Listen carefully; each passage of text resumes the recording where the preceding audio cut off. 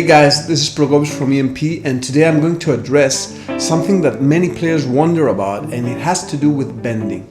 More specifically, bending when playing pentatonic scales. And this lesson is more about understanding what's available rather than teaching you actual bending technique. I'm not going to deal with how to execute bends correctly or how to practice bending. We can talk about that in another video, but most of you already have a basic idea of how to do it anyway. But understanding where you can apply your bending skills is a big step in making your soloing richer. Instead of just depending on memorized licks that have some bends in them, you can actually be creative and use bending freely anywhere in your scales where it's possible. I plan to make more videos for applying this to other kinds of scales like the major scale and its modes or the harmonic minor and so on. But for now we will concentrate on the pentatonic scale. So let's get right to it. Here's the most common pentatonic fingering on the guitar. I'm going to be showing you this in the very common key of A minor.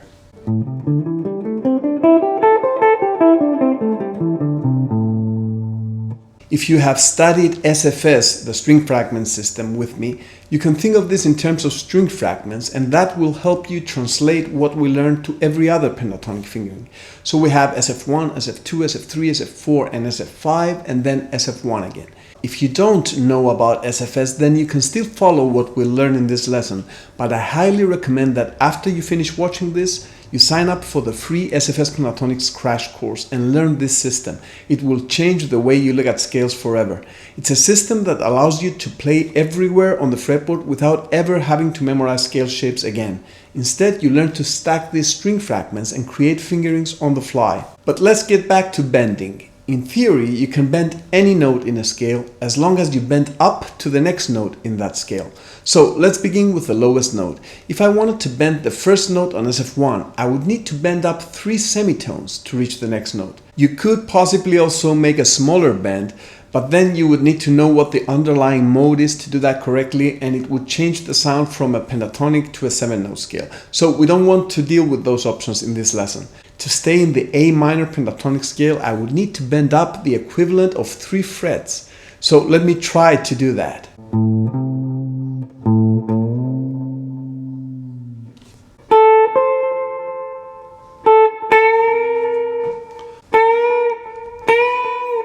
Okay, now this guitar is set up with 0.12 gauge flat wound strings, so this bend is very difficult, but it would be difficult on any guitar, especially because it naturally falls on the first finger and because of the 3 fret distance. You could move back and do it with finger 2 or 3, but as you can see, this is not the most natural choice for a bend. So for our purposes, because of this difficulty, I will strike out bending the first note on SF1 and SF5. You will still be able to make those bends on the other side of our fingering, as you will see later. So let's go on to the next note up. If we bend the high note of SF1, the next diatonic note up is just 2 frets. So this is an easy bend.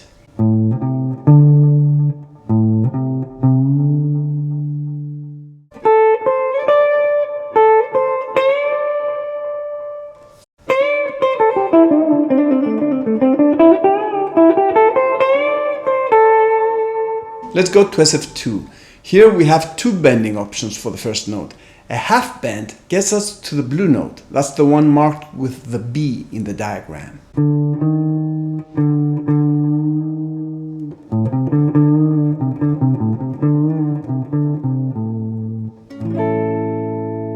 A full bend gets me to the next pentatonic note.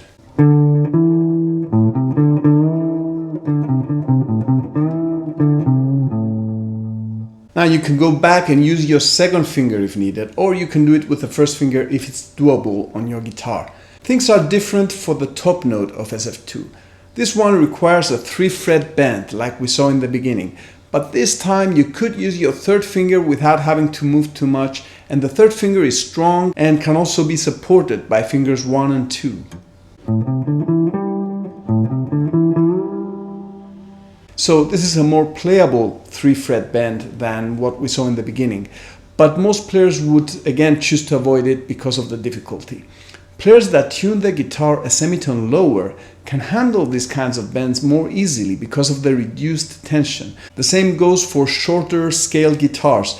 The strings are looser and more bendable in those cases.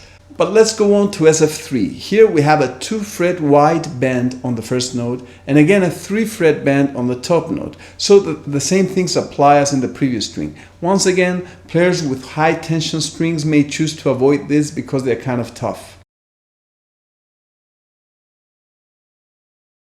At last, SF4 is where most bending happens for the majority of players. Let's start with the first note. The obvious choice is the whole step bend.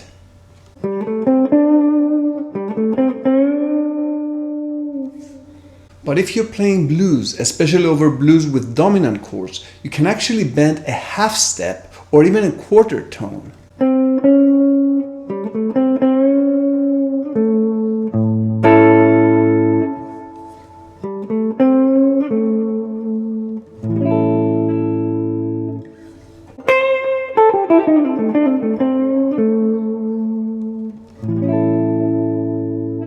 These options actually imply the parallel major pentatonic and work for a variety of reasons that we'll need to leave for another lesson.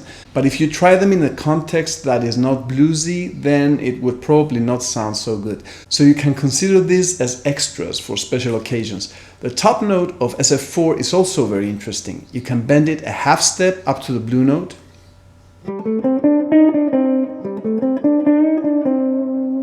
or a whole step up to the next pentatonic note.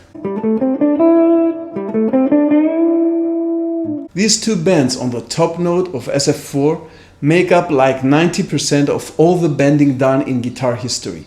So it's a good idea to start with these if you are new to bending.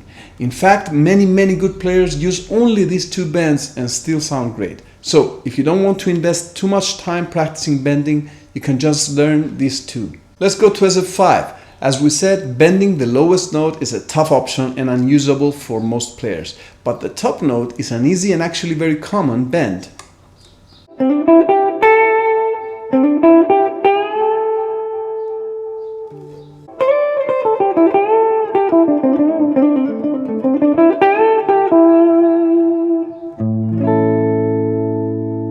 So that's it, we covered all possibilities. Now you probably can't remember all of them, so what you can do is to go through this video, hit pause whenever we go through one option and practice it for a few minutes. And what's extremely important is to practice this in context. That's why I've included a backing track playlist on this page that you can use to practice these bends. It includes different styles and harmonic backgrounds that work with the A minor pentatonic, so it can help you to get a good workout and get you used to hearing these in different contexts. Don't forget to sign up for the free SFS Pentatonics crash course, and if you already know how to play pentatonics using SFS, go ahead and apply what we learned to every possible pentatonic fingering. Thanks for watching, and remember, enjoy your practice and be effective.